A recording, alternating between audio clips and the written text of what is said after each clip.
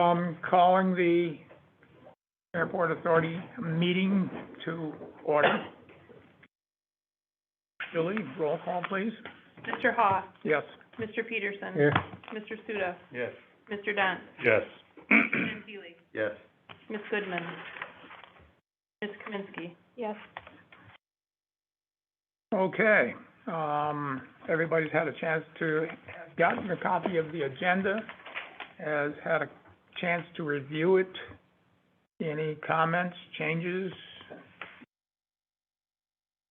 The only thing I've got, I was just talking to Phil here a minute ago, he's got this little flower, wings and wheels and so on, and he's going to just mention it, and I'm gonna leave that new business for Phil. Okay. And we'll go from there. Could I have a motion to approve the agenda as presented? Moved. Okay, Support. support. All those in favor? Say aye. Aye. Those against? Nay? Ayes have it. No public today yet, so no public comment. And, next item is Joe with the company that did our audit for us, 2019/20 audit. And Barry, are we ready with Joe? I believe so. Joe, hello. Can you hear us? Yep, I can hear you. Good afternoon, everyone. Good afternoon, Joe. You've got the floor. Okay. Would you like me to share the screen, or can you guys, do you guys have copies of the audit reports that you can flip through? We do not have hard copies here. It has been sent out, but if you'd like to share your screen, you should be able to. Okay. All right.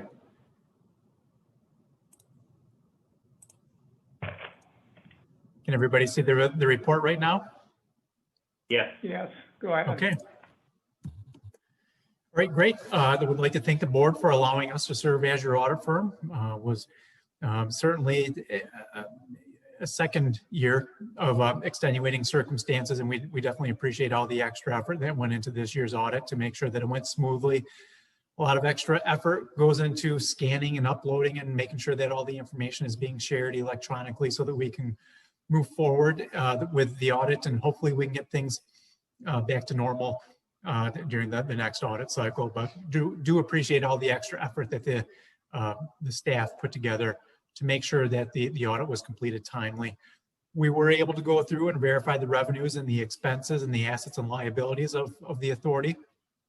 And accordingly, what matters more than anything else is on the top of page 4 of the audit report. This is where we provide our opinion on the financial statements. And we wrote, in our opinion, the financial statements present fairly in all material respects the financial position of the authority as of September 30, 2020. So this is called an unmodified opinion according to the American Institute of Certified Public Accountants. It's not a flattering opinion.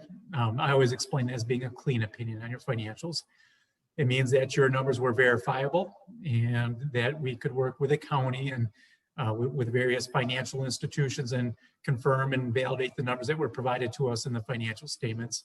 And accordingly, we provided the clean opinion. It means something to achieve a clean opinion on your financial statements, but it should always be the airport's goal to have a clean opinion on your audited financial statements. I'm not going to go through all 51 pages of the report. Hopefully that doesn't upset anyone. I'm just going to cover the financial highlights, but certainly if there's questions, don't hesitate to ask along the way. So the next section that I think is worth taking a look at starts on page 6 of the PDF. If you have a bound copy, it would be page 4. And this is management's discussion and analysis. I would think of this as being the Cliff Note version of the entire audit. We've got about 5-6 pages of financial highlights. We can see 2-year comparative information to get an idea for some of the trends that the finances are showing for the airport for the past couple of years. And then we've got some narrative that explains how all these different financial statements and numbers relate to each other. So starting on page 6, the first bullet point in the financial highlights section shows if theoretically, this is a theoretical number, if the airport sold all of its assets and paid all of its liabilities, there'd be $8,318,694 left over. It doesn't mean there's $8.3 million of cash. It just means that there's assets. The residual would be about $8.3 million. That includes fixed assets, so runway projects, buildings, equipment, just expensive items, big ticket items that aren't necessarily liquid. If we back off those non-spendable items, the infrastructure, so to speak, of the airport, we've got $69,545 of unrestricted net position. So that's a much better representation of what your true liquidity was as of September 30, 2020. Second bullet point down shows the revenues came in at 4.66 million during the 12 months ended September 30, 2020, compared to $3.86 million of expenses, which resulted in an increase in net position of almost $800,000. Now you might wonder, well, how did we have revenues $800,000 more than expenses, but still only have $69,000 of unrestricted net position? And the reason is there was a $1.1 million grant approximately that was received by the airport from the Michigan Department of Transportation for the airport runway improvement project. So even though it's a grant, what happens is the airport recognizes all those grant revenues, but it's really a journal entry. It's not cash that's flowing into your bank account. And then what happens is we recognize the $1.1 million of revenue, and then we take that airport runway project and we capitalize it as an asset, and we depreciate that runway over what we expect its useful life to be. So that's why we see this large increase in net position. In the corporate world, we would call this net income.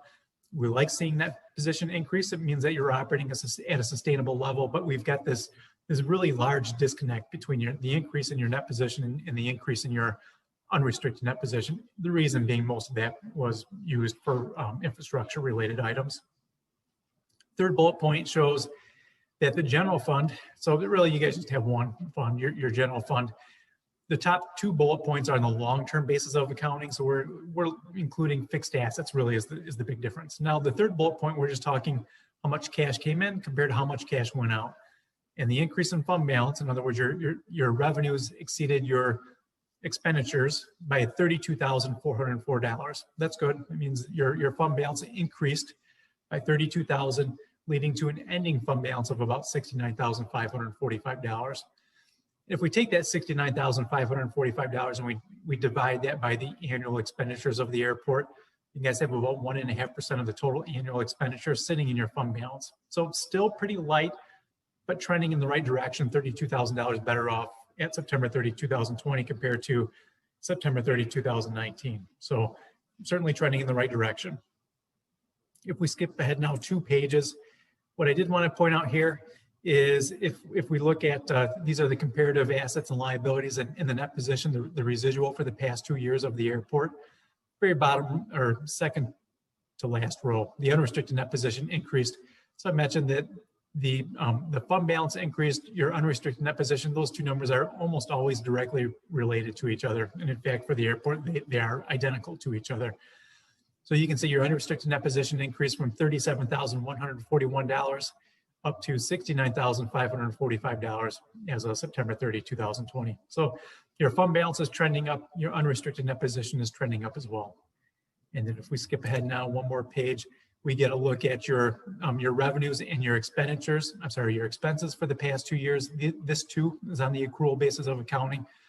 And I did want to point out here, your capital grants and contributions, all $1,017,225 of that is related to the MDOT grant for the runway rehabilitation project. So 2019, 3 rows down on the very last column, you can see $301,388. That basically was the capital grants that the airport received in 2019. You guys received more funding in 2020 than you did in 2019 for those long-term projects on your infrastructure. And then as we scroll down, we can see back-to-back years of increasing net position.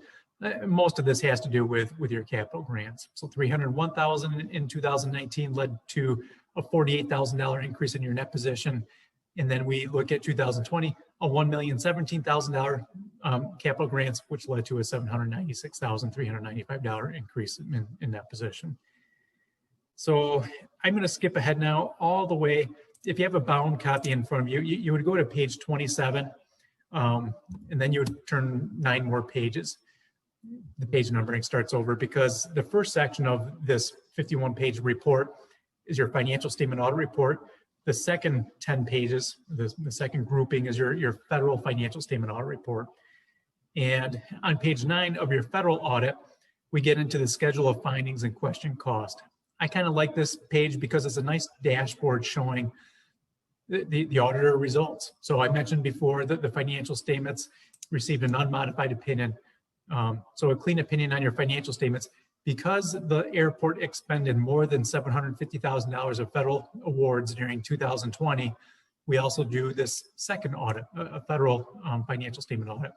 And we actually render a second opinion on these financial statements. The second opinion being unmodified as well. We take a look at 6 or 7 different compliance requirements that the federal government places on those federal dollars. We make sure that you guys are expending those funds in accordance with that grant agreement. And the report came back clean. So we looked in the, it's called the report on compliance over major programs, in this case, singular, the major program. So the alternate essential air service was your major program. We took a look at everything that the federal government tells us is direct and material to that. We kick the tires, we look at all the compliance requirements that they have attached to those funds. We make sure that you are receiving and expending those funds correctly. No findings this year, and accordingly, we provided an unmodified opinion on your compliance over the major programs. So clean on both grounds. And then the last thing that I wanted to point out, so we actually have 3 reports: financial statement audit report, a federal single audit report, and then we've got the very last batch of reporting, basically the last 10 pages. If you go to page 48 of the PDF, or it would be the third from last page if you have the full 51-page report sitting in front of you. Here, we've got a very similar schedule, and this is over the passenger facility charge program. So we take a look at the original document that the airport had approved by the feds, and we take a look at those projects that have been incurred and paid for many years now, and we make sure that the amount that you guys are recognizing as PFC, passenger facility charge revenues, in the current year are compliant with all the terms and conditions that are associated with those PFC funds. And here, again, you'll notice that there's no findings. So it's kind of a backhanded compliment. We aren't necessarily saying, good job, we just aren't providing any findings in writing that say that you guys weren't compliant with how you were using those funds. So no issues. Again, if we turn back the clock a couple of years, there were a couple of findings. You guys are making nice progress. So the accuracy of your financial statements have certainly improved. The timing of sending the bills and collecting your receivables and reporting your PFC, everything is happening fully compliant with all of the strings that are attached with those PFC and federal funds. So I'm happy to report that this year there were no findings, and the staff at the county and the airport are doing a wonderful job making sure that everything is being done timely and accurately, and in accordance with all the terms and conditions the federal government has placed on those dollars. So those are the highlights that I have, and I'm certainly happy to take any further questions the board might have. So my first and probably my only question is we got unrestricted balance of 1.5%. What in a perfect world should that be for an airport? It depends on the nature of the organization. So that ultimately is something that the board should consider. 1.5% is about as light as it gets for the local units of government that we work with. But it really depends on what your cash flow needs are throughout the course of the year. How much money does the airport need in order to meet its ongoing payables obligations? Basically, you don't have any payroll, but you do have contractual costs that are incurred. So it's up to the board to determine what is that minimum fund balance level that you guys need in order to make sure that you have enough liquidity to pay your bills as they come due. I would say a good target would be probably at least 1 month, which would be whatever 1 in 12. That would be what, 8 or 9%. I think that would be a good place to start. You guys don't have a whole lot of large bills that come due. For the most part, your large capital grants, they're being fully administered by MDOT, so you don't have any big contractual commitments for construction projects that you need to come up with cash to cover. Normally, you're just covering your 2.5% share on those projects. So you don't need as much of an unassigned fund balance as most local governments do. But I think 1.5 probably merits a little bit of attention. I would say what you guys can do to push that number up over the course of time. Again, there's nothing like urgently that must be addressed to push that up now. But I would target, over the course of the next year, 3 years, 5 years, maybe look at getting somewhere between 8 and 10%, just to have a nice healthy buffer sitting in that unassigned fund balance, just in case there is some type of a delay with the timing of your cash flows. But again, keep in mind that the vast majority of your cash is reimbursement driven grants, where typically you get paid, and then once you get paid, then you in turn pay your contractor, or MDOT's handling the payments altogether. So there's a lot of moving parts and pieces. I don't know that there's one right number for it, but I think you can certainly target a little bit higher percent threshold there.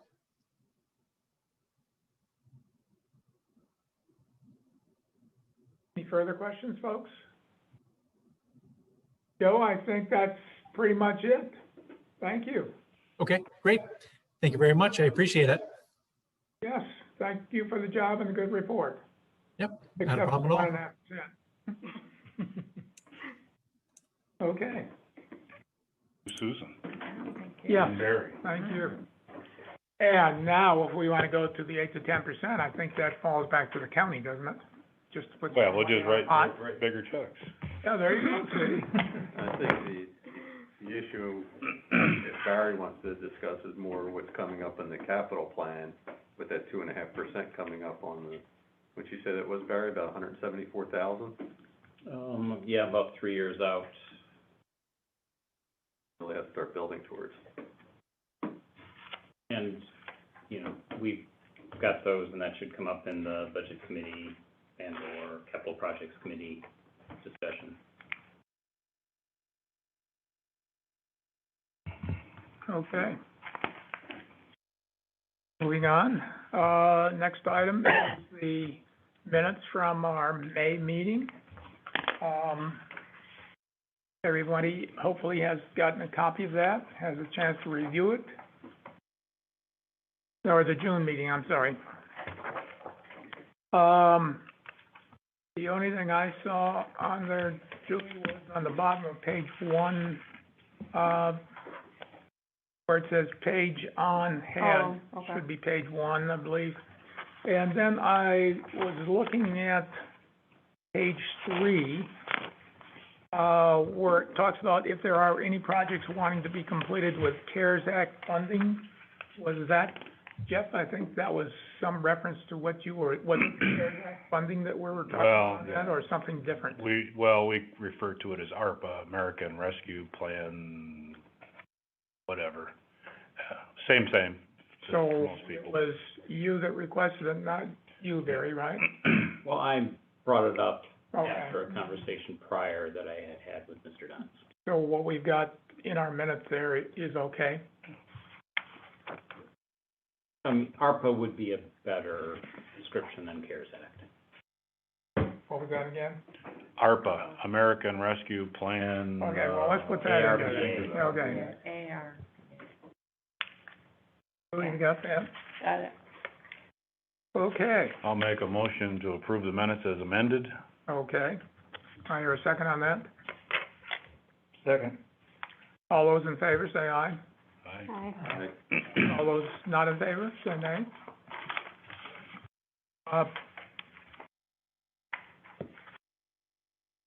Passed as presented.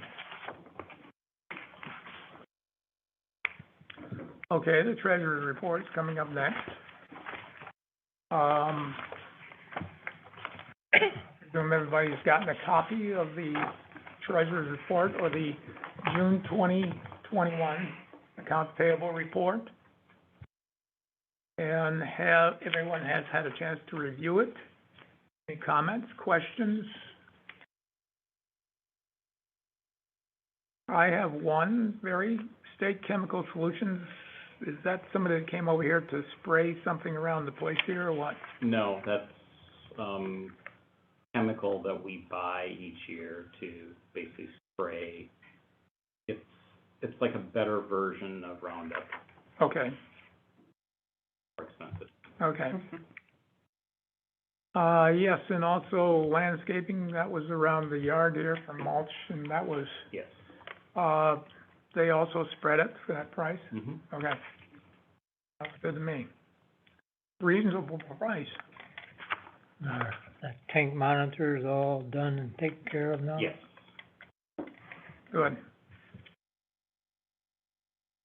Okay, if there's no further questions or comments, can I have a motion, please, to approve the June 2020 accounts payable as presented? Make a motion to approve the June 2021 accounts payable as presented. Hey. The heading. What's Or that? I might be on the wrong page, I'm looking at Yeah. the minutes. We do have a June. It says June. June, yeah.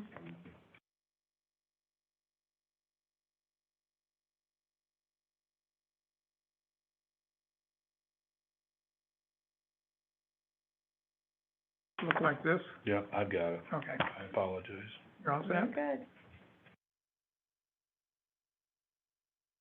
Do I have hear a second to Andrew's, motion? Yes. Okay. Those in favor, say aye. Aye. Aye. Those against, say nay. Julie, passed favorably. Okay, the next item, financial statement. Revenues and expenses, trial balance sheet, and summary for rent and fuel. Has everybody had a chance to review that as presented? So I'd like to point out a couple things on the report, on the revenue and expenditures. Go ahead. The year-to-date, I know it says negative 17,669 at that very bottom, Right, but you have to remember $50,000 is reimbursable. Would actually be, if we didn't have to pay that ahead of time and then ask for reimbursement back, would actually be $35,000 ahead than what our budget is. And then also on the trial balance, if you take a look at that trial balance, at the very top, you see the negative cash of $34,000. That would clean that up, and then we would be in the good for the cash, which, in previous years, that's been running like $100,000 under, so a couple of years that's been coming down, so that would be in the positive then. Then you do have that fund balance of $69,000, which, if we keep going at the rate we're going, you know, you might have another $50,000 to add to the fund balance at the end of September. Just to keep that in mind, because that's that fund balance that he was talking about, that Okay. $69,544, so that's through last year, in September of 2020. okay. So, just a couple numbers to look at. Speaking of numbers, do we have any idea when we're gonna get that 50,000 back from the state? I gotta get Barry the receipts and the checks, and then we should, So it's in our ballpark right now? Okay. Any further questions, comments on what we're looking at? Is there a specific reason miscellaneous supplies ran so high, or did we just guess wrong? The budget, 253%. Expenditures, miscellaneous supplies? Mm-hmm. Top one on expenditures. I can't recall specifically Yeah, what okay. pushed that over. that might have been the, right? And I'm not remembering. I just wondered if we had to adjust something on the new budget. Susan, would you take a look at that, because Yeah. that's gonna carry over and be there next month. Yeah, I can take a look at it. Big items we missed as talking about these things in the last several months. Yep. Okay. Do I hear a motion to approve as presented, the revenues and expenses and the trial budget and the other rent and fuel item? I'll make that motion. Okay, do I hear a second? I'll second. Okay. All those in favor, say aye. Aye. Those against, say nay. Julie, passed.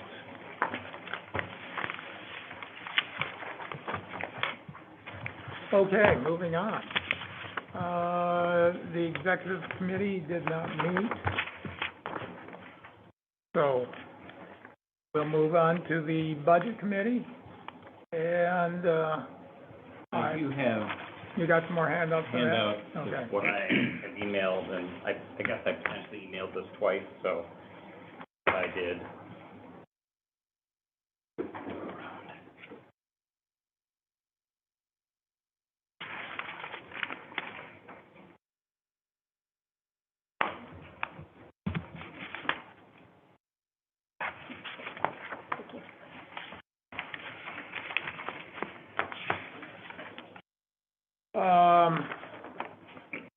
So does that look familiar to everybody?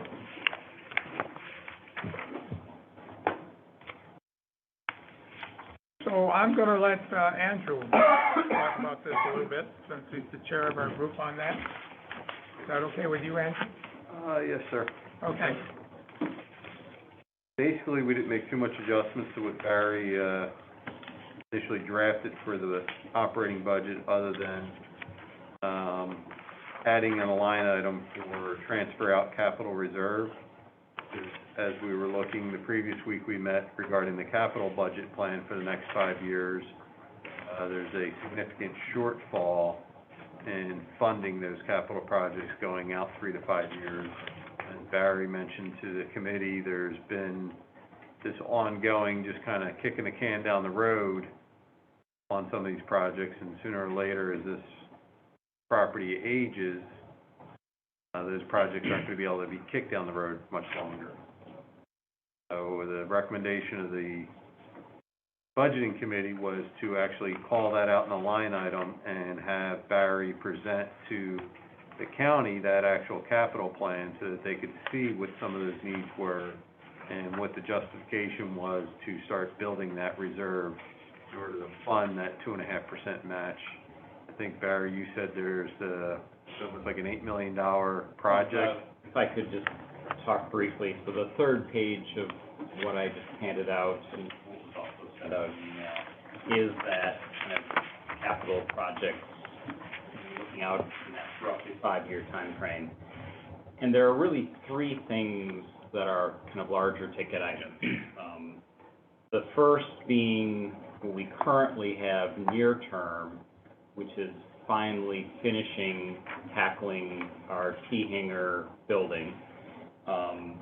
And that's roughly $200,000. We're now anticipating, with cost of materials increases that have occurred this year, and just some of the time frames since we've put some of these things out to bid, and some of the things we've learned over time on the work we have done. So that's, roughly $200,000. Then next year is a minimal spend year, and actually the year after that is fairly minimal.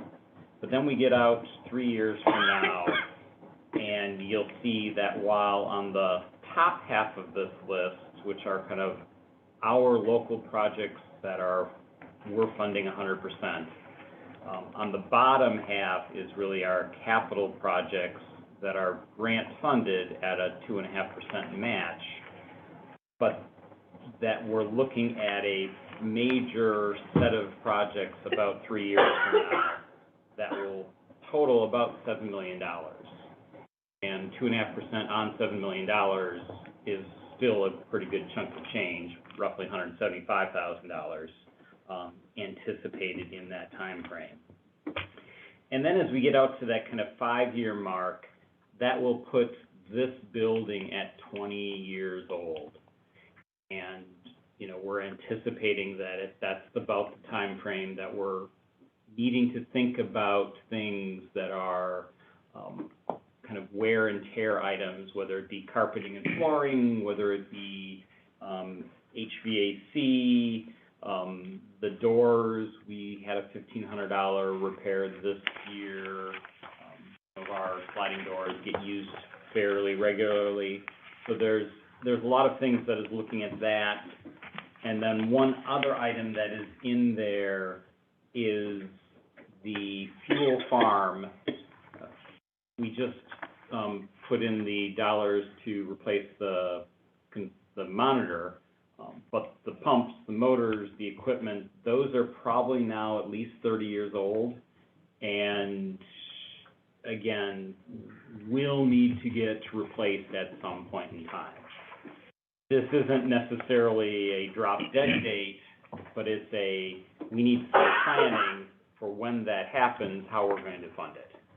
So those are really the three kind of types of things that are in this that, really outstrip our current revenues that would be able to accomplish these things. And I think that's where Andrew was saying that we've tended to kick things down the road. We've been fortunate because we had a new building, for the last 15 years.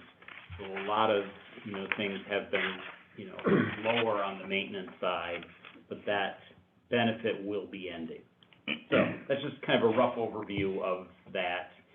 And thus, the recommendation of the committee to establish essentially a reserve fund so that we're starting to build up some dollars to accomplish these projects as they occur.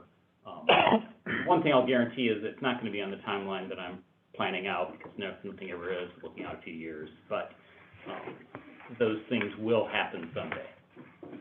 So, sorry to interrupt your... That's okay, because, the next item was capital projects, and you covered quite a bit of that already.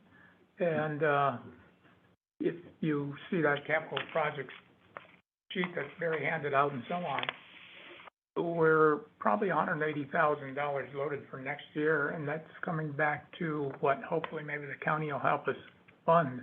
So we get moving on that stuff. Well, what we hope to do is be able to, I'm hoping this is something we can put ARPA money into, because we don't have a lot of things that we don't have any commitments in regard to that at the moment.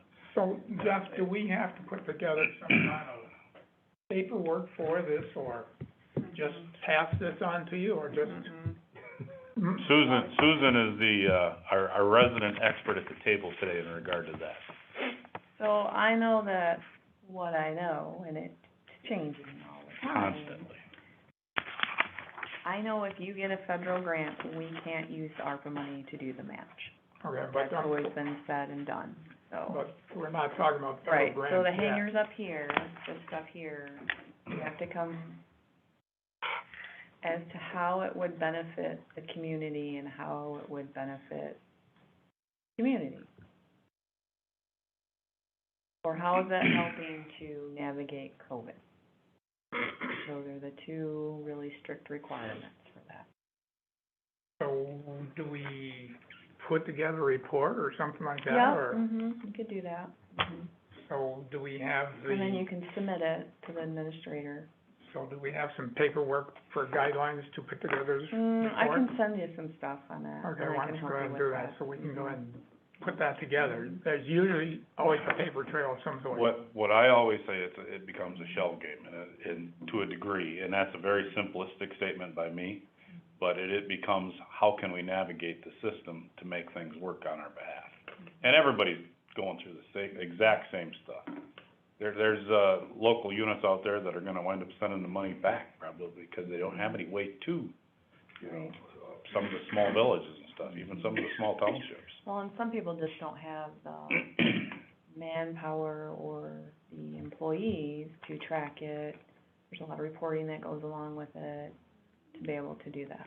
So a lot of the smaller townships, in the meetings that I've attended, have said that they're gonna return the money.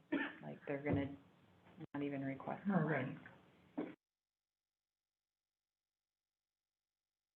I say take the money and put it in an account, because you can earn interest on it, which you can use that money for whatever you want, and then return the money in the end. Now, that's just me. No, that's a good idea. We're doing that currently. Okay, Yeah. well, that's good, that's good. So now we You just don't Found make an account that actually pays interest? Well, that's just That's it. the thing. We don't make a lot of We money in don't the make a public lot of sector money. at all. No, but something is better than nothing. When you got nothing to start with and you get something out of nothing, that's pretty good to put something in your pocket. So I did have a question about your transfer out capital reserve. As far as I know, airport doesn't have another fund other than the airport fund. So are you asking to set up a separate fund, call it airport capital fund, Correct. to do a transfer out? Otherwise, I mean, this money, if you don't do that, if this money is left, it would roll over into your fund balance, which you can use whatever you want for the fund balance. Or are you asking money over first and roll it into it, which would take it out of your general fund, airport fund, call it. You cannot transfer it back in to your general fund to use it for anything else. It would have to be spent on capital. All I'm asking. The concept was to not have a separate fund, but to just call it out on the financials so that it was identified. Yeah, at the end of the year though, that money rolls into your fund balance. But it would still be accessible this way, like, Transfer out means you're transferring it out. understood. Okay.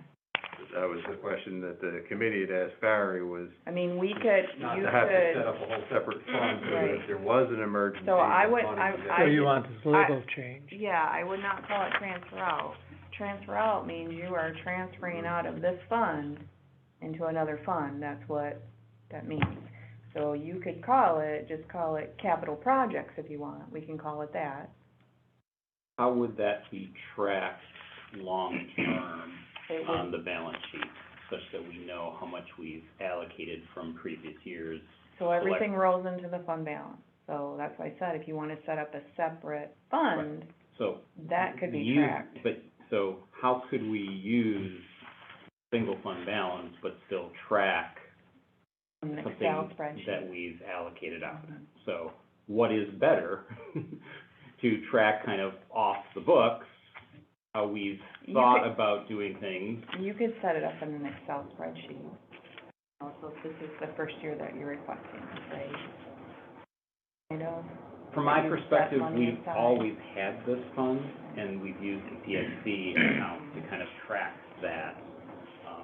Because historically, that PSC account Well, could, was referred to as the capital, and we were tracking that, and then they never Hmm. balanced, and it was all sorts of. it balances now. Well, yes, it does now. So, So the mechanism, to Barry's point, has existed. What the committee talked about was, it wasn't drawing people's attention as specific So at the what you county could level do- to what the needs what were. you could do is you have that transfer in every month from the county. Right now, it's $10,000 because you have $120,000. Right. Okay, so you could take a portion of that and put it in a separate line item. So like how you have the transfer in your revenue, you could do a transfer in, and then that would show your revenue at the end of the year, but everything that's in this fund, no matter what, transfers to that fund balance. I mean, so that way, I mean, if you wanted to run that line detail from year to year, you'd be able to see that. So like if I wanted to know how much the county's put in for the last 2 years, I'd run that line item, and it would tell me. So I mean, you could add another line item in here and call it, you know, transfer in capital reserve or whatever, and split that out of the money that's coming from the county, if you wanna do that. I mean, that's a way to do that. The concern, what, the Gotta be. concern is that you've got this capital budget that has all these Yep. needs, Right, and when he goes and asks for increases, there's nothing on this right now that justifies the increases, because there's no line item that shows what's coming. right. Either that or you can set up another fund, airport capital fund. See, with the PSC, it's easy to track because you have revenues coming into that line item, the PSC account.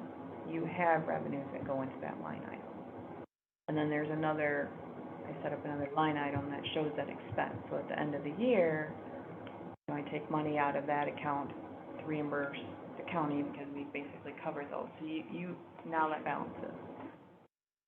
See, the problem is with that line item, there's no revenue that would flow in there. So you'd either have to do a transfer into that line item to track it, or set up a separate fund.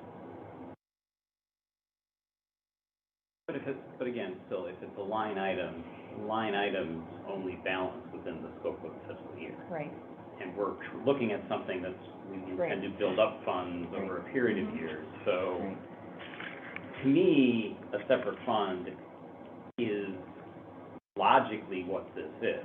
It is, However, right. there are restrictions that imposes that we may regret, Right, you know, but, doing it in that manner, so. but you don't have to use that money for just what's on this list. Correct. Yep. So like, let's say that $14,000 that you just had to pay out, and if you had money sitting in an airport capital fund, you could have used that money to pay for that. Right. I'm not saying that if you set this up and we transfer this money in here, I'm not saying that the only thing that you can use is what's on here. You could use that for any capital item that you purchase. Yep. Truck, tractor, whatever you want to use it for. I'm just saying, you just can't transfer it back into your general fund money. Now, if you ask me what I think you should do, I think you should set up a separate fund. Just so you have that money set aside.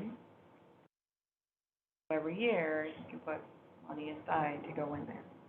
So, I know how much money are you getting from the ARPA fund? Right. Right? Okay, so what are you gonna do with that money? I don't see that budgeted in here, right? So, Hoping that'd be this fiscal year, but who knows?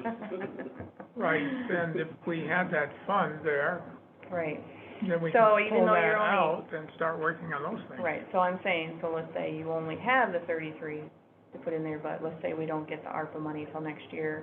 At the end of the year, you have cash flow of $60,000. Instead of doing the transferring of 33, you could actually transfer in 60,000 into that capital. So that 60,000 will set that fund in, right? Right, so then you can Okay. decide, do you want it to go into your fund balance at the end of the year, or do you want to transfer that over into that capital reserve? Now, I guess I'm thinking that we got the $60,000 in that fund and it keeps growing up and so on. Is somebody going to start looking at this as extra money to do something else No, with it outside of the airport? no, So like going back to the county? it's a restricted fund. Okay, so, If it's been allocated here, it will stay here. It's just like the Okay. airport fund, we have the airport fund set up, okay? and I and couldn't as the county, because I'm the finance director for the county, I couldn't take money out of the airport fund for county funds. Okay, but, if it starts getting too big, which would be great, I guess the only It's a question. restricted fund, Yeah, it but can the only- only be used for airport capital Okay, items. so Right. the only, if it gets too big and somebody starts questioning, but I the think- only place you Yeah, can go. I know where you're going. To the- Well, the only catch that you would be concerned with is that it got too big and wasn't being used, then we cut the allocation for the next Yes. year. Okay, that's. So what we're talking about here is the semantics of a name, if I'm not mistaken. Right, well, you could call it the airport capital fund, and set up a separate But I fund. mean, once it's there It's until we there. pull it out for the Yeah. projects we wanna get And, done here. and typically, Right. the county commission, as it goes through, will look at each unit's budget request and look at what funds they have Right, and, you know, question, and I well, would why do say, you have all of this? well, and, Our answer needs to be for these purposes. Your answer is you got 1.5%, which is as skinny as you wanna get, so we need to build that up. well, see, even if Unlike you, central even if you dispatch. had, let's say, $100,000 in the fund, which I know you don't, I would present this to the board and say, this is what they need to cover these projects. Not like it's money just sitting there it's not designated as Okay. as something. Being That responsible was the for purpose of saving. this, is that Right. Barry told the committee that document has never been presented to the county. And these things, sooner or later, are gonna come home to roost, and then the county's gonna be like, the airport's gonna have to do them, well, where's the money coming from? Why not give them a heads up so that they can start planning for it? I mean, the county has a separate fund for capital items, the capital fund. Seeing that item right there will show you why you've got that fund. Right. Keep growing, and that's actually what I would call a living document. You know, 3 years out, 4 years out, that's gonna be changing all the time. That's really the only way to, keep track of what Right. you're setting aside for that, make sure that it's set aside. What are the capital capitalization policy for the county? What is the requirement?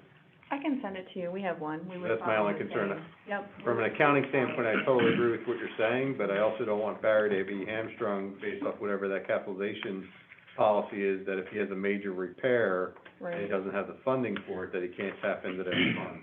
So- And history on that, Andrew, is that when there's a major expense that comes up, comes in, pleads the case, we allocate out of our general fund to Right. cover that cost at that time. Right, so, and that would be the other thing, like, before he could spend it, he would have to come to the board and say, hey, I have this expenditure, is it okay to take it out of the capital fund? You guys say yes or no, and then it would get paid out of the capital fund. This board does. Yeah, Our this board, board. yeah, but if there's something above and beyond that needs some funding, we've Right. done that in the past. Right. And I appreciate that and understand that happens. I'm just, once this gets set up as a separate fund, what she's saying to the board is, if that situation were to occur and Barry's gotta go to you guys to get that, we can't utilize this fund to pay you back if it's not capitalized. Right. We would first need to exhaust the Yes, you would resources have in this nothing fund. left in that fund, because you Then- would use all of that up. Not if it can't be capitalized, depending on what the capitalization rules are. Anything over $5,000 is pretty much what you can use that fund.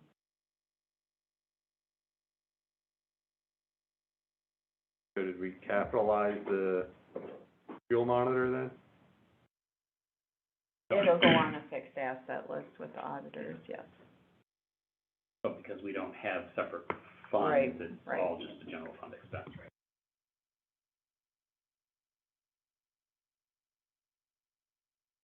So I'm hearing that we want to pursue this route that Susan's presenting to us. That's what she's there for. Sounds like we want to. Well, I would recommend it, just so it's set aside. And the way Barry's presenting it is the way she's explaining it. It was just, she just needed clarification that that's what the board's requesting. I would recommend, a motion by the board to formally establish that fund. I'll make a motion that the board consider establishing a, capital reserve fund. And I'll second that. Hear a vote on that. All those in favor say aye. A roll call. Oh, okay, let's do a roll call on that. Is that the right name on there for you? I don't think reserve? I would call it reserve, I would just call it, set up a, capital fund for the airport. And we'll just Airport call it capital Airport fund. capital fund. There you go. And you need the number for that as well to I- rename it? I will have to I'll have to go through and look at the guidelines that the state has in order for a naming. So I will have to let you know what fund number that will be. Yeah, that's a better name than reserve. Right. Reserve sounds like it's just, Right. let's grab it, it's reserve. Okay. You got the motion, Julie, clear? Okay. Yep. Let's do a roll call, please. Mr. Suda, Yes. Mr. Hoff, Yes. Ms. Kaminsky, Yes. Mr. Gentile, Yes. Mr. Dunn, Yes. and Mr. Peterson. Yes.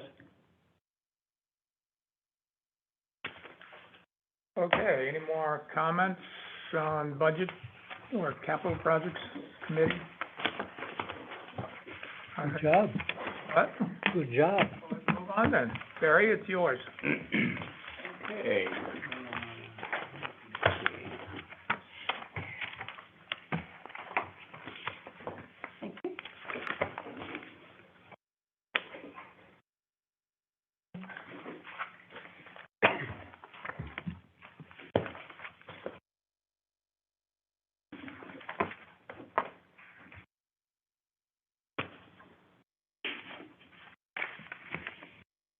Tractor is out by itself?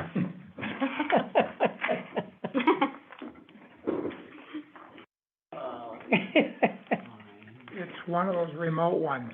In fact, I've been hearing an advertisement for somebody got a remote type lawnmower now, like the heavy remote. Tractor. Oh, Right. that's the vacuum cleaner? Yep.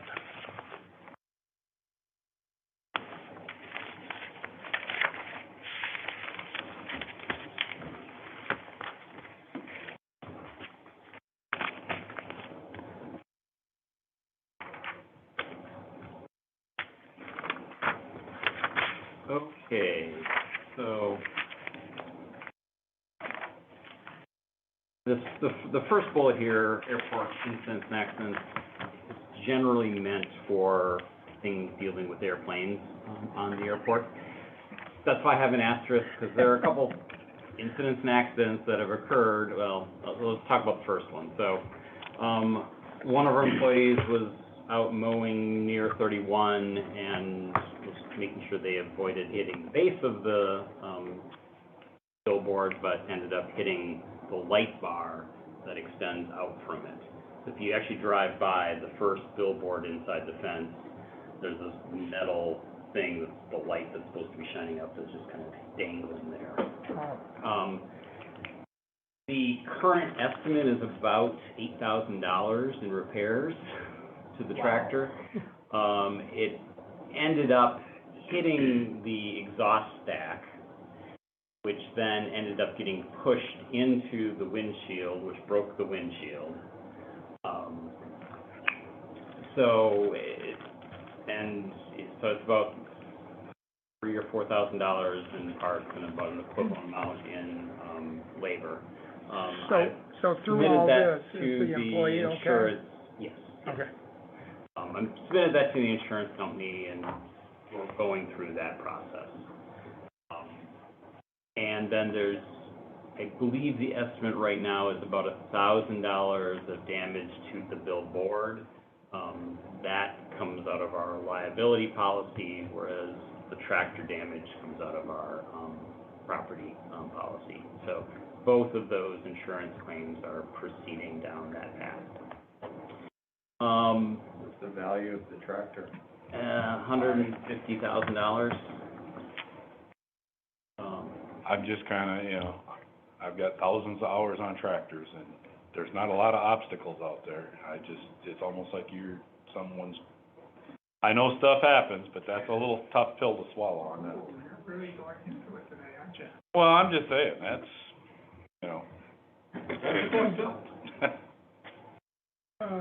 Andrew, I think we bought the tractor about 5 years ago, so it's a new one. Just wanted to make sure it wasn't like a really old, No, I know Barry's got a lot of equipment that's old, so didn't know if the insurance company was gonna say, you This know, was it's old. federally funded, grant dollars on that, so. So the second item is, basically one of our, airliner flights, was about halfway en route to Chicago, developed some engine issues, and they ended up diverting into Muskegon, that flight. Passengers then got rebooked out of Muskegon on SkyWest to Chicago to continue their flight.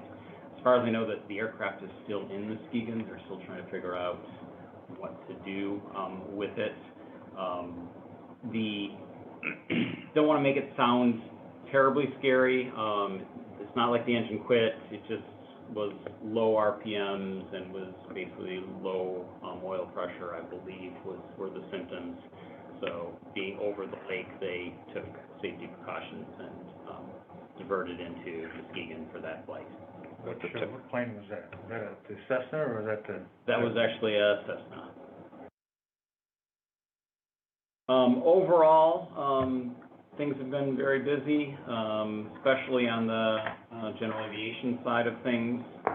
I'll touch a little bit more later when I get to the airline. I mean, we're busy on the airline, but with some caveats there. Local revenue sharing grant, the paperwork's been signed for the security system. I'm waiting on getting scheduled for an install on that.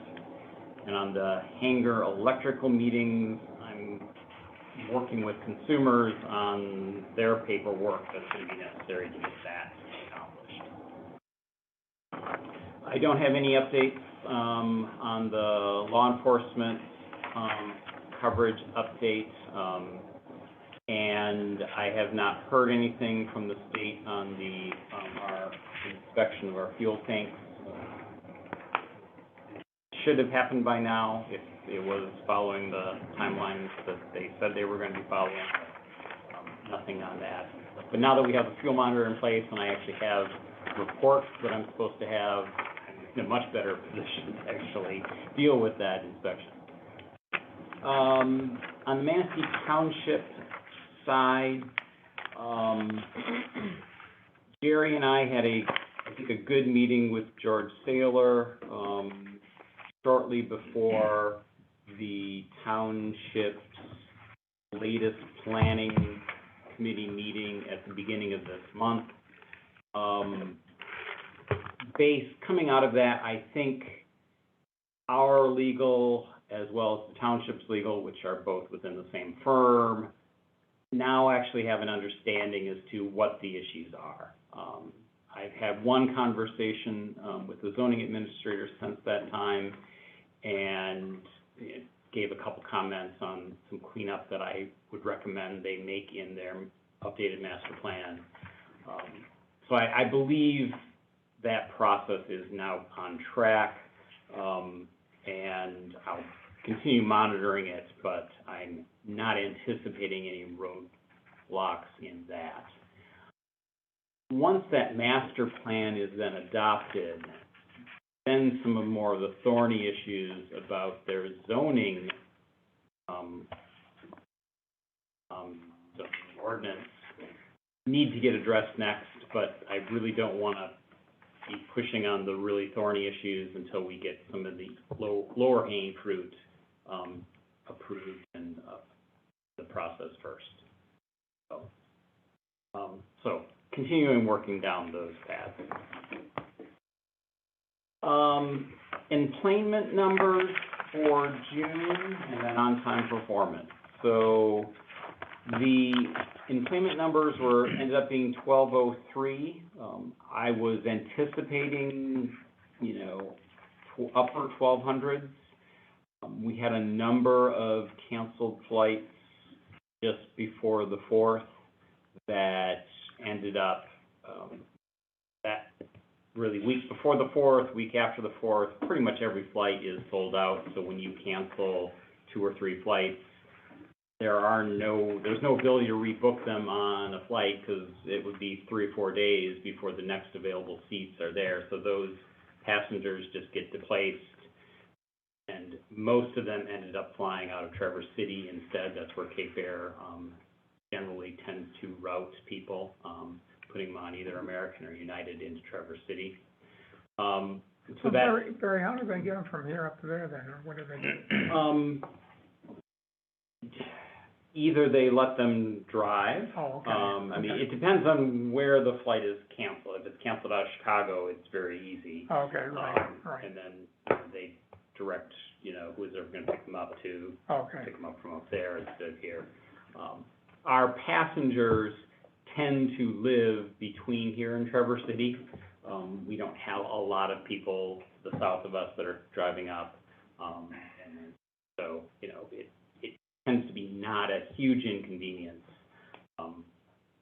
unless they dropped a car here and then transportation has to happen to reunite them with their car, which the airline will accommodate and pick up the tab for that as necessary. Now that 1203, that is our second best June ever, eclipsed only by the year Frontier was here. So it's a great number. It's just not what I was hoping it would be. And then that gets into the on-time performance. So for June, 7% of their flights ended up getting canceled. A lot of that ended up being ascribed to weather, and also pretty much exclusively in the afternoon. I was really looking at, for the full year to date, so from January to now, they've had 3 canceled flights that were in the morning and like 40-some that occurred in the afternoon. What's happening is basically crew duty rest issues, where on the afternoon rotation, if they're delayed by more than an hour and 15 minutes, they have to cancel because they will not be able to get back within their duty day. And a set of thunderstorms going through Chicago can easily cause a delay of more than an hour and 15. So while that happens, then we cancel flights in the afternoon. So that's what I'm seeing. I've had some conversations with Cape Air on this. It's one of many issues right now they're dealing with. So that weather delay, it's hard to explain to passengers because, it's perfectly sunny here and, the flight's canceled because of weather. And then you look at, well, there's just a little line of thunderstorms going through Chicago. Why can't we wait 2 hours and then go? It's like, well, then, the crew can't fly. It's like, well, is that a weather issue? Technically it is. There have been a number of mechanical issues as well that have taken planes out of service. We are blessed with the fact that we have a spare aircraft based here, so those generally don't cause cancellations for us, but kind of system-wide, Cape Air is struggling with keeping aircraft online right now. I don't know all the details, but the technims are not performing well under the summer load that they're going through. There are a number of them down. A conversation I've had with Cape Air is they are bringing in 3 or 4 people from Italy, from the manufacturer, to basically address the issue. So, there's turn going on that's impacting Cape Air's ability to perform as well as I would expect. So if you look at, let's take June, and you kind of go back then the previous 5 years that are in this report, a 7% cancellation is really the highest, that's on that report. For June, actually, I went back, and 7% is the highest since 2009, which was when Great Lakes Airlines was here, and they were known for having issues. So Cape Air is not really where they want to be, where they should be, where we want them to be, all of the above. I'm going to say that I would think that they're probably hustling pretty good because this is their new aircraft and they're so on that they're using for their fleet now, so they want to get that resolved. Yep. I think one thing I'll mention here is that I am planning on going out to Hyannis first part of August to meet with them for a couple days. Okay. I basically had purchased some tickets just before COVID hit during their bid process to go out and meet with them, and I'm basically 18 months later following through on that. So I'm looking forward to having some deeper conversations that hopefully I can get a little bit more feel as to what's going on and where their temperature is. When you talk to people on the phone, it's very easy for them always to just kind of toe the company line of, yes, it's important and we're working on it. It's like, fine, but I want to know more. Hopefully a couple days there I can get to know more. Actually, it's a very real shot at hitting 8,000 appointments. Yes. And that means huge dollars for Cap. Next month up. So I'll address that in a second because there is a caveat to that, but yes.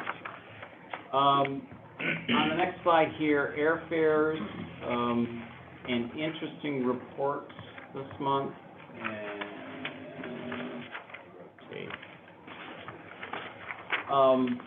So thanks to Cindy's comments last month, this month's report does not include basically any basic fare, fares of which you generally need to pay more to get a reserved seat, to, depending on the airline, to take on a carry-on, et cetera, et cetera.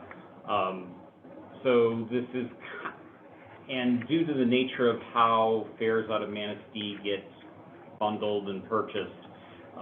That's really kind of an apples to apples comparison across, different airports here. One of the things that did is it pushed the average fare of Traverse City up, and it pushed the average fare out of Muskegon up as well.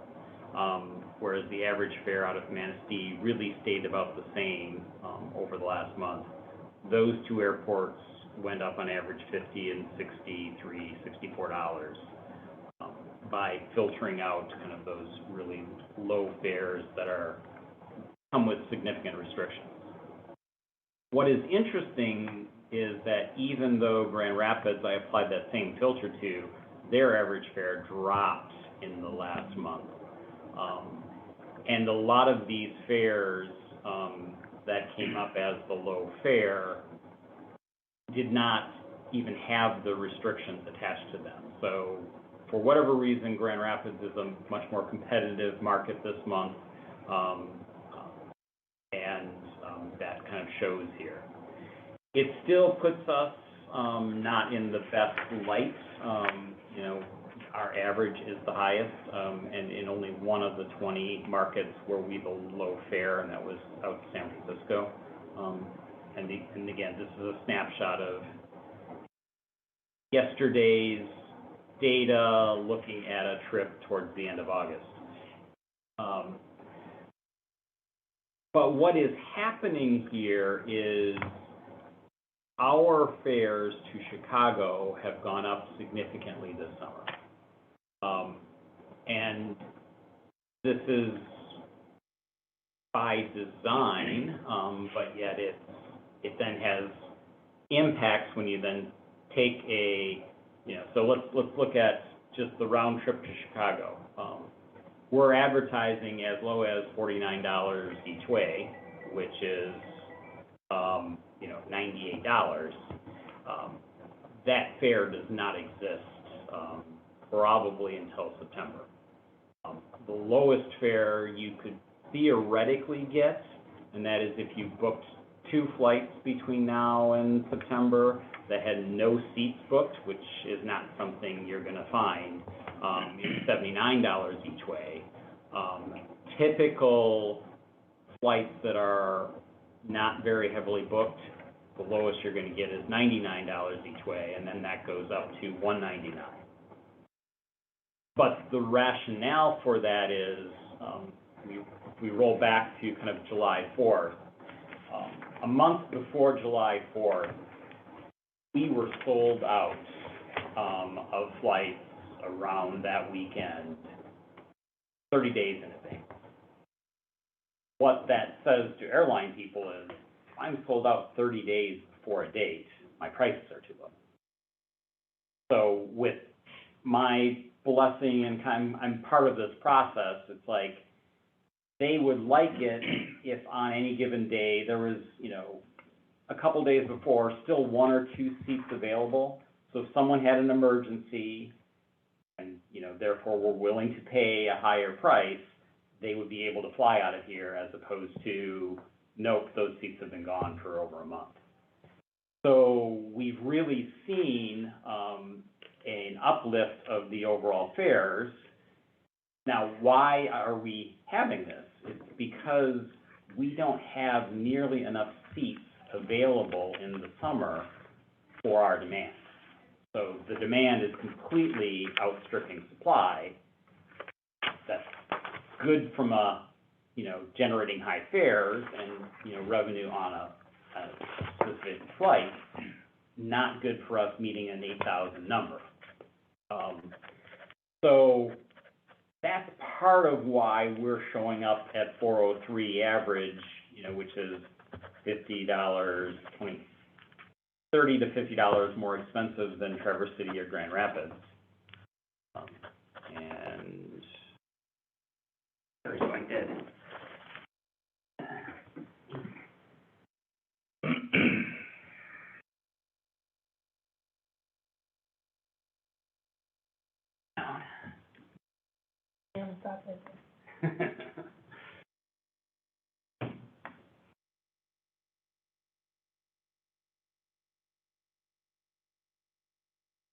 Well, I guess I'm just gonna go from paper now.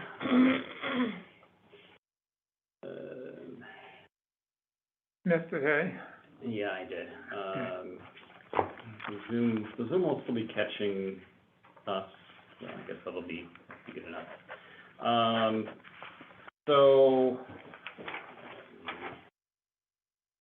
that page. So that kind of explains why our fares are higher than kind of neighboring airports. But it also does kind of get into this problem that I'm gonna be talking about, a little bit more about. We don't have the available seat capacity to meet our summer peak demand. Any other questions on the airfares? And Cindy, thank you for suggesting I make those changes, because I do see that it balances out It does, the numbers yeah. a lot. Moving then on to the next page, so the airport layout plan update. I've had one or two meetings with Karina Newhoff where we're kind of reviewing their numbers, because when you get into a 20-year plan, you're trying to project out how many airline passengers are we gonna have? How many general aviation takeoffs and landings are we gonna have? So I've had a couple meetings with them, just kind of massaging the data so that I think it's more accurate, based on some of the things that they had started with. No update on the PFAS testing project. So Cape Air, overall, these performance issues with both the number of cancellations, how their schedule leads to cancellations because of weather, some of the mechanical issues, all of those things are something that I'm tracking. Let's just put it that way. Hopefully I can have a better feel as to where they stand after I meet with them next month. I already mentioned that June, was, again, very good. I mean, 1203, that's, roughly 200 more than our previous second best number, which was 2018 of just over 1,000. Still roughly half of where we were with Frontier, and showing, what the market is capable of under ideal conditions. Moving on to the next slide then, July, good, not great. Right now we're seeing less cancellations. We've been lucky that we haven't had these afternoon thunderstorms going through Chicago that have been generating. But again, this is where I'm saying we're constrained by lack of capacity. So what does that mean? Public charters, the best Julys and August they did were around 1,750 passengers. We're going to meet, Cape Air this July is going to be about 1,550, so about 200 less than what public charters was doing. If you think about it, they've got 4 flights a day each direction, so that's a capacity, again, limited to 8 seats because of the weight issues that are not where they want them to be. So, 4 times 8 is 32, so we can handle 32 passengers every day. On Sundays it's 40. That's, when public charters was operating, 30 seats, we'd have 30 seats every day, and then 2 flights Thursday, Friday, Sunday, and Monday, so we have 60 seats on those days. In, over 4th of July, public charters would some days run 3 30-seat flights. So we have less capacity, and this is not surprising to me, but it is constricting us. What's surprising to me, or it's not no longer, but the fact that we're at 8 seats on the aircraft instead of 9, that 10% decrease really, is where we're seeing that impact.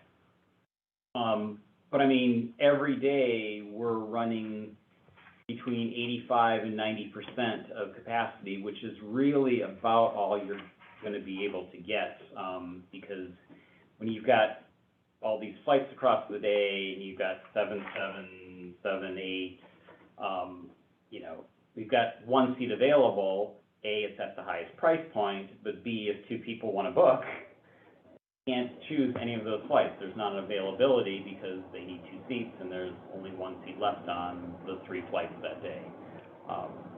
So for July and August, you know, we're going to be down from our best years in July and August from public charters. Come September and October, we will still have all of the capacity because we'll be running the same number of flights as we're doing in July and August. And all of the benefits that Cape Air brings with the connections and, you know, the fare points, much like we saw in June, that shoulder month, where we're, you know, growing significantly, I believe we will see that again in September and October. It's just that peak season of July and August that they can't, with a schedule that's high for 6 months and low for 6 months, just not high enough in the peak, and, you know, it's, I think, the right schedule for the shoulder months, but not the right schedule for July and August. Again, conversations I plan to have with them next month. Any questions or thoughts on any of that? It almost looks like the next time we look for service, we might want to talk to somebody with a little larger plane, Well, if we can. or, Yeah. you know, or more frequency. I mean, Well, there's, I think in terms of frequency and so on, you'd have to spread it out through the day more, because you're gonna get plugged up over here just logistically, handling this stuff. It's, you know, I mean, potentially, you yes, know, but again, if you got yep. you know, a 19-seater plane, you've already taken care of 3 of those small planes with the one plane, Right. so. And if you think about, you know, we're under a 2-year agreement Right. that started in October. We will be going out for, or DOT will be going out for the new round next spring. So part of what I'm intending to talk about in October is, okay, here are the challenges you need to be thinking about so that if you want to continue as our year-round carrier, how are you going to address this? Because this is limiting our ability to reach our goals of 8,000 to 10,000. So yes. Right. Good thought. The next slide, rental car impacts. Because we're so constrained now in the summer on the airline side, the fact that people can't get a rental car here isn't hurting our passenger numbers, because it's just that seat's just being taken by somebody else who doesn't need a rental car. It is impacting a little bit on the general aviation side. I mean, I know of a handful of instances where I've talked to people myself that, you know, a jet's flying into Traverse City instead of here because there's not a rental car available. So we are losing some revenue, some business as a result of that. But it's not impacting us on the airline side just because the seats are being filled by others. On the marketing side, not really much to report there. Cape Air's new Midwest Regional Marketing Manager will be here sometime later this month. I don't remember the exact day and a half, actually. And I think those are going to be good conversations we'll have, kind of in planning things going forward as a result of that meeting. Is that Stacy Gale? Yes, Okay. yep. And that is everything in my report. Okay.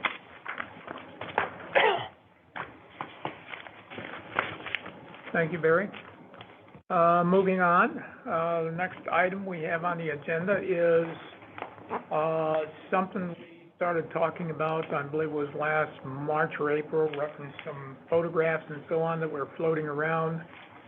One of our tenants out here that had taken some pictures to promote his airline business, et cetera, and so on. And I believe everybody's got a copy of the response back from, George Saylor.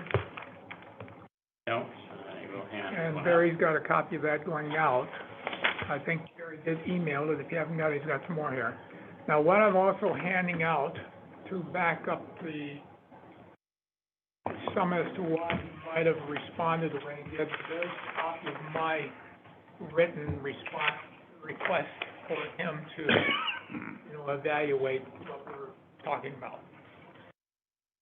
So take a few minutes to read that, we'll discuss it and, go from there. And again, as Jeff, pointed out last month, we had thought this was something that potentially could be discussed in closed session. Can't be, so thus we are talking about it. But the legal, the legal opinion is something that is covered by client privilege, You got me on. so that is not FOIA-able. Cindy, were you on the board when this all started? Yes. Okay. But any discussion we have needs to be in public use. Now, in that letter I sent to George, included into that was the pictures of what we were talking about are floating around here, as well as a copy of the rules and regulations of the airport. I sent all that to him just to make sure he had the current copy. Did that. So I'm not sure, my thoughts is, I'm gonna give you a few more minutes to read all this stuff.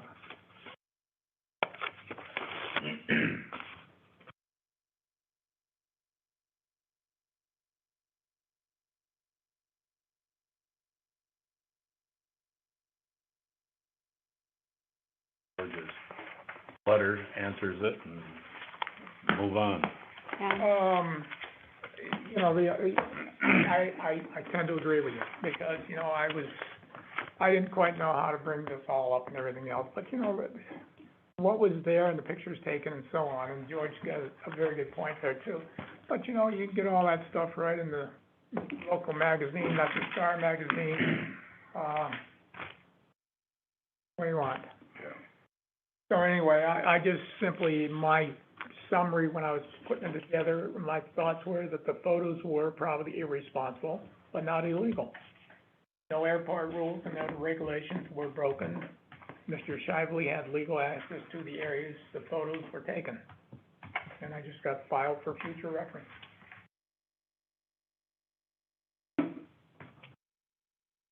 Yeah, go ahead. Not that it matters, but I think he sold that plane anyways, Oh, you did? the Warbird, yeah. Yes, Did he? Oh, yes, he has. okay. So what does he have in his shed now? I haven't seen it, but I understand he's got a Piper Super Cub of some sort. I haven't seen it. That he intends to put on floats, if it isn't already, to do, instruction with, amphibious, Say, it has to be amphibious if it's in the hangar. Does he have wheels on the thing to land it with? I, again, haven't seen, I'm not sure what his full plans are. Yeah, the Warbird thing, I think, is done. Okay, well, whatever it was, Not that he won't do something else. I tried to pull together as much information as possible for George there, and that's what I went online, and there was other things on there. And Barry, that little stuff you poked our way too, that kind of brought that in there. So anyway, I'm gonna drop it unless anybody else has a comment to it. It's just one of those No things. reason to pursue it. Right. Nor is it surprising. We can- Right, right. Anyway, goes on file, and thank you folks for that. I was kind of wondering how we'd handle that. So moving on to new business, and we've got a slot here for Phil talking about wings and wheels. I got this email from Joe, Everybody get a copy of that? over the weekend, and it's a little air show that Cadillac's gonna put on, and it got me thinking about that. Said, I know that the car club that has worked, that has been at the, First Street Beach area, city won't renew their, whatever it is, they won't allow them to have it there as the last couple of years, or maybe longer than that. So I get thinking, I said, maybe what we could do would be to, get a hold of, some of the people at the local I think it's called Customs and Classics or something like that, and see if possibly we may wanna host their operation. It's basically they do everything. So all it would be, it'd just be, to allow them to use a part of the airport property to do this. Now, Barry had said that it can't be done inside the fence, and I don't have a problem with that. I mean, you know, if they would be, agreeable to use it, whatever, there's plenty of area there where grass could be cut and they could park right on the grass. I don't know if they would be interested in this area or not, because it is right on the main highway. And would that have an effect or not? I don't know, I haven't talked to any of them about it. I figured the best place to start would be to start here, and are we interested in something like this or not? I think it would, you know, anything that we could do to bring attention to the airport being here, and be a good community member to allow them to do that, is my thought. Well, I'm in favor of letting Phil explore that a little bit there, can't hurt. I don't think it can hurt, you know. And I was just thinking about I shouldn't say it, but you know, I'm gonna say it. If we want to get some more room outside the fence or in the fence there, we'll just get the lawnmower, take care of another section. Chop off some more signs. There you go. There you go. Anyway, But I don't know if they're interested or not, I have no idea. okay, well, I'm in favor of letting Phil go ahead and do this. I can do that, I can get a hold of somebody there and see if they're interested, show them what we got and say, this is what we got, and, are you interested or not? If you're not, you know, Right. no big deal, but we would just basically offer to them as a basic good neighbor. Any way you can tie any aviation into it? I don't know how you could, Well, other than being at the airport. But it's a good it would thought, be too. interesting to see what they're planning. Are you planning on going? To the Cadillac? Cadillac deal? Yeah, I probably I mean, will. it might be interesting to use that as a model and see what we could maybe aspire to, over time, to build up the wings part of Yes, that. I agree with that, but I think, starting small, if, you know, if the car people would be interested in this, fine. The only thing with that show is until after next meeting, Right. on the 28th, so that's after next. Well, you probably won't have something before then anyway, We'll have probably something not, next but, year. you know, but you'll see if there's an interest. see if there's an interest by these people, and I don't know how long ahead they plan these things, but I know they haven't had a show down to the beach in a number of years. I typically walk down there and look over what they got and then walk back home, but, there hasn't been anything in a few years. So like I say, with seeing that Cadillac is doing something like that, I got thinking, hey, my devious mind says maybe we can be a good neighbor and, you know, say, hey, we've got this amount of chopped grass and whatever, and Bigger area than what they were using, I think it's a good idea. Okay, unless there's any objections, any strong objections, Phil, go ahead and do it. again, what I can do is I'll talk to you and say, are you interested? This is what we've got. Right, right. And, you know, Barry can put in his 25 cents, no, I didn't say 2 cents, or 25 cents in there, and say, you know, hey, this is what we would wanna do or wouldn't wanna do or whatever. I'll get a hold of somebody and see if they have any interest in it, and then we can go from there. I mean, if they say no, then we haven't lost anything. If they say yes, then it can perhaps shed a good light on our little airport here. Okay. Thank you. Comments by authority members as we wind down this meeting? Okay, if not, thank you for everybody attending and the input. The meeting today, meeting adjourned.